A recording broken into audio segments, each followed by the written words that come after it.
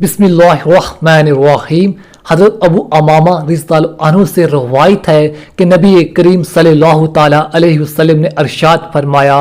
मेरे दोस्तों में मेरे नज़दीक ज़्यादा काबिल रश्क वो मोमिन है जो हल्का फुल्का हो, यानी दुनिया के साजो सामान और अहलो अयाल का ज़्यादा बोझ ना हो, नमाज से इसका बड़ा हिस्सा मिला हो, यानी नवाफिल कसरत से पढ़ता हो, अपने रब की इबादत अच्छी तरह करता हो, अल्लाह ताला की अतात जिस तरह ज़ाहिर में करता हो इसी तरह तन्हाई में भी करता हो, लोगों में गमनाम हो, इसकी तरफ उंगलियों से इशारे न किए जाते हों, यानी लोगों में मशहूर न हो, रोज़ी सिर्फ गुजारे के काबिल हो जिस पर सब्र करके उम्र गुजार दे। फिर रसूलुल्लाह सल्लल्लाहु ताला अलैहि वसल्लम ने हाथ से चुटकी बजाई जैसे किसी चीज़ के जल्द हो जाने पर चुटकी बजाते हैं और अरशाद फरमाया, इसे मौत जल्दी आ जाए, ना इस पर रोने वालियाँ ज़्यादा हों और ना मिरासत ज़्यादा हो।